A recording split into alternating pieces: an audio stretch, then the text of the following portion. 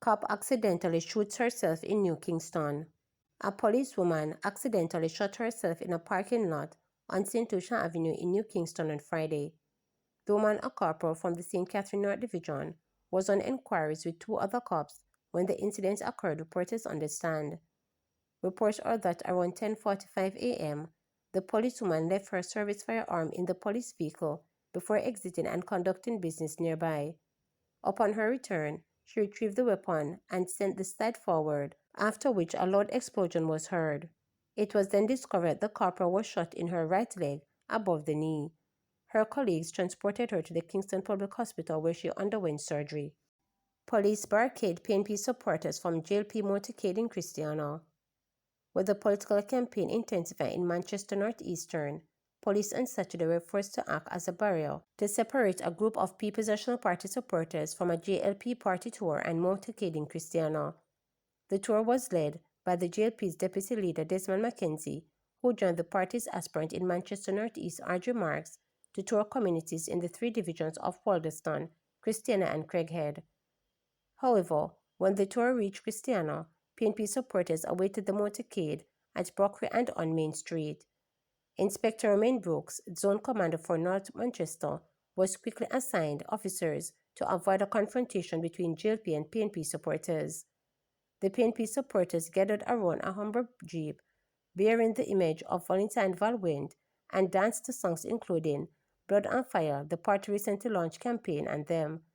In recent weeks, police have maintained a strong presence in parts of the constituency, following a political standoff over the placing of flags and posters in fine grass.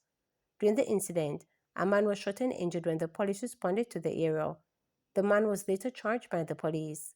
A prominent businessman said to be a PNP activist who is a licensed firearm holder was also charged in relation to the case of assault, which reportedly occurred during the incident at Fine Grass. JUTC partnering with police to reduce stoning of buses. Service resumes on all routes in Washington Boulevard area. The Jamaica Urban Transit Company has announced a partnership with the Jamaica Constabulary Force to reduce acts of vandalism against its buses. The JUTC has reported 10 stoning incidents along Washington Boulevard in St. Andrew since July 16. The situation prompted the state-owned bus company to discontinue its service along routes 30, 32, and 47. However, in an update, Corporate Communications Manager at the JUTC, Thompson, said the company has since resumed services along those routes. She is urging members of the public to desist from damaging the buses and for persons to report acts of vandalism to the JUTC or the police.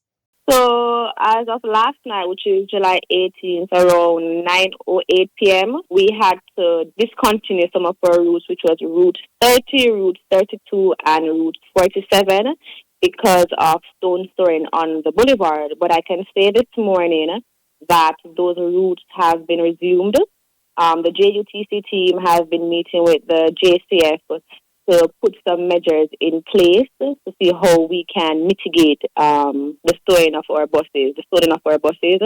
So there should be a joint press release between the JUTC and the JCF that will be coming out soon.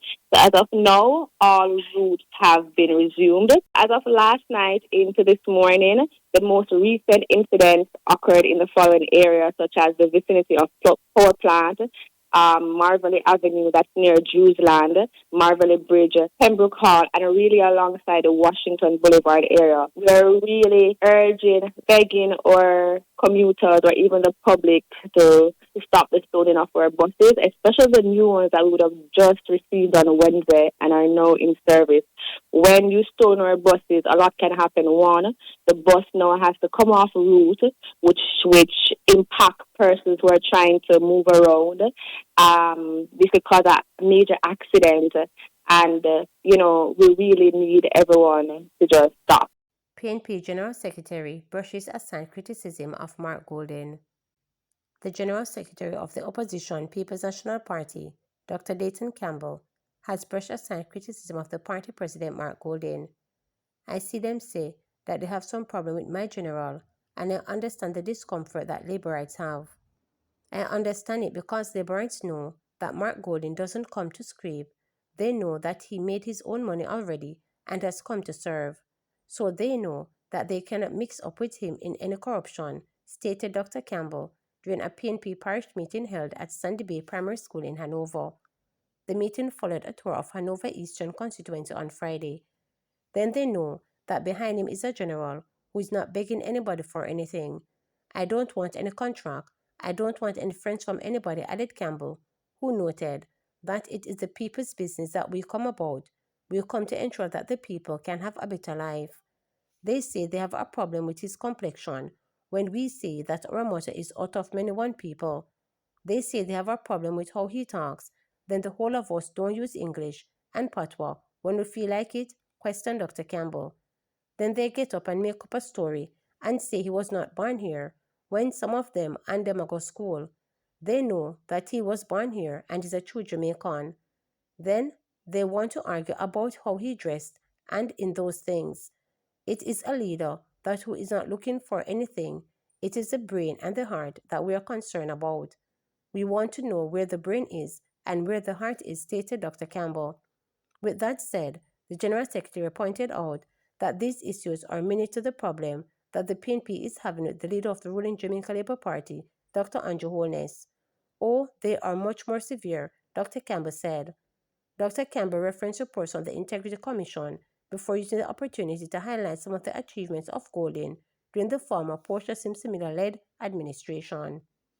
Several injured in stampede at Reges Sunfest organizers enhanced safety measures. Reges Sunfest organizer Downtown Entertainment says it is immediately implementing additional crowd control and safety measures after several patrons were injured in a stampede at the event on Saturday morning. In a release, the organizers said Festival Night 1 of Reges Sunfest 2025 drew what is arguably the largest turnout in the festival's history as fans from across the globe descended on Catherine Hall to witness the crowning of superstar Vybz Kartel as King of Dancehall. However, amidst overwhelming excitement, the event experienced an incident during the early hours of Saturday morning that resulted in a stampede, Downtown Entertainment said, adding unfortunately, the incident led to injuries among several other patrons. The release noted that emergency response protocols were activated without delay, allowing our teams to quickly and effectively stabilize the condition. The safety and well-being of our patrons remain our highest priority. We are undertaking a full review of the incident alongside security consultants and law enforcement, and we will be implementing additional crowd control and safety measures effective immediately, the organizer noted. Downtown Entertainment said it extends heartfelt concern for all those who were injured during the unfortunate incident.